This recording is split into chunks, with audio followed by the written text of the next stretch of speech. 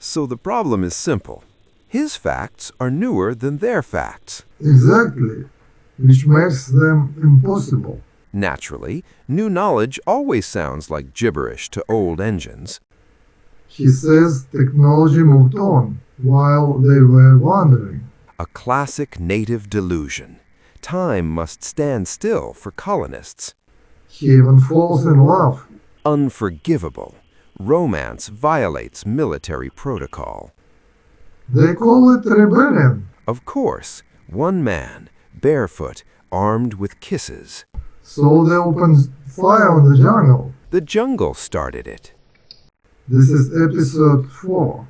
Ah, when nonsense officially becomes policy. For instance, he claims he arrived on a starship operated by so-called hyperspace vortex converters, which is typical gibberish, since spacecraft are powered exclusively by Michelson engines.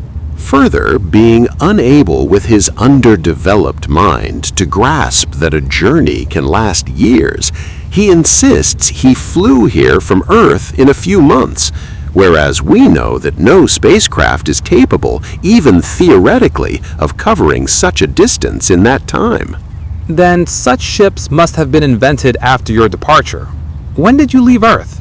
The Hatterite spacecraft left Earth 120 years ago. Those present here are mostly of the 4th and 5th generations. Note also how deftly he invents plausible planet names.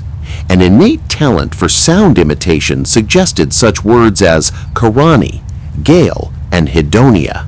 And it does not trouble him in the least that none of these planets exist in the universe. But they do exist. Where? Give the coordinates. How should I know? I'm not a navigator. Gale is, I think, somewhere near Boetes, or perhaps Cassiopeia. No, probably Boetes. I regret to disappoint you, my friend, but you should know that I myself am a navigator. I can show you star charts and atlases. Those planets are not there. Your charts are a century out of date. Then the stars must be as well. Well, Danton, where are your tribesmen? Why are they hiding from us? What are you plotting? What nonsense! How can I convince you? I'm an Earthling, do you hear? Born and raised. Enough! If there's one thing Hatterites won't do, it's listen to insolence from natives. Hurry up, Danton. Where is your people? There's no one here but me. Ah, so you're stonewalling. Would you care to sample a snakeskin whip? Later. There's time. The natives will come themselves. Savages always show up to beg. And you, Danton, can meanwhile help those people unloading the ship.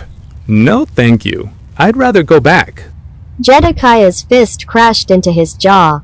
Danton barely stayed on his feet. The chief told you no insolence. And what a lazy lot you natives are. You'll be paid as soon as the beads and calico are unloaded. To work! Arguing was pointless.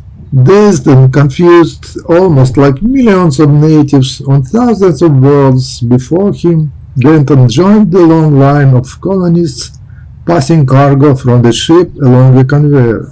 By the end of the day, the starship was unloaded and the settlers settled down to rest. You think I'm a native too? I simply can't imagine what else you could be. Everyone knows the speed at which spacecraft fly, and you... Much has changed since your ship left Earth.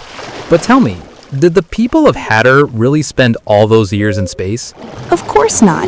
We first landed on HG Gast 1, but the soil was infertile, so the next generation moved to Tahiti. There, disaster struck again.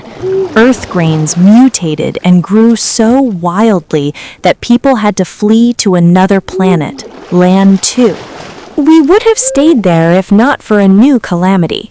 What kind? The natives, as far as I understand, they met us amicably, and at first everything went well.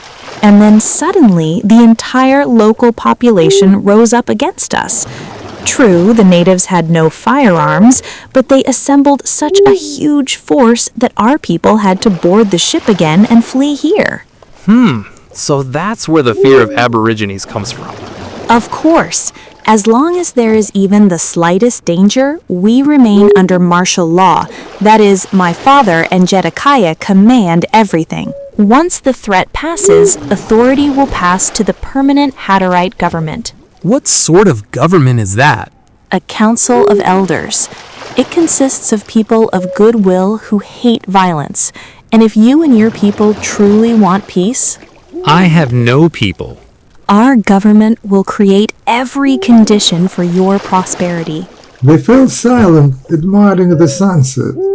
Danton suddenly noticed how Anita's soft hair stirred in the wind as it fell across her forehead, and how the outlines of her cheek and lips emerged at a clear glowing line in the light of the evening glow.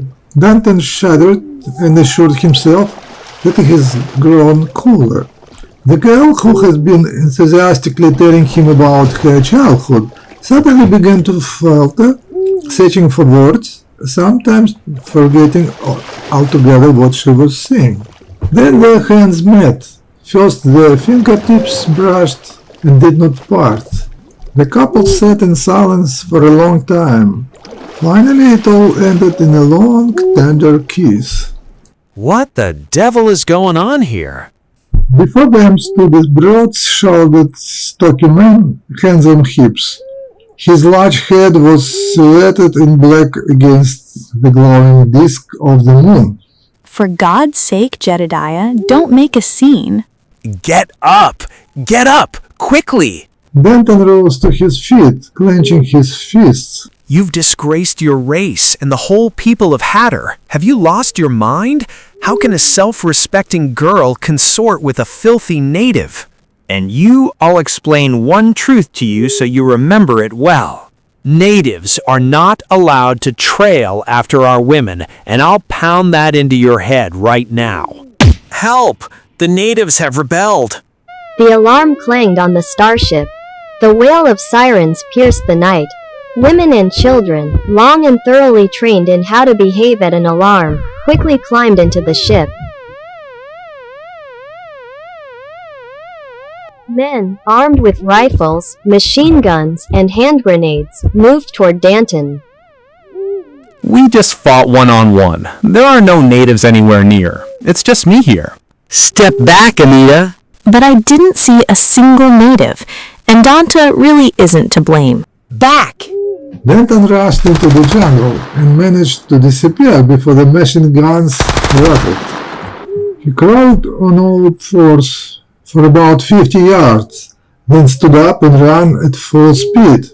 Fortunately, the Hatterites did not pursue him. All they wanted was to protect the ship from attack and hold the beachhead with the narrow strip of jungle adjoining it. One's poked out there. Swing the machine gun, quick! They're coming in from the rear. Aha! Gotcha! No, it got away! Ah, there you are! Look, on the tree! Fire! Fire! Almost until morning, Danton heard the Hatterites repelling attacks by imaginary natives. Only just before dawn did the shooting die down. About a ton of lead had been expended overnight. Several acres of grass were trampled, and hundreds of trees were decapitated. The jungle reeked of cordite. Danton fell into an uneasy sleep,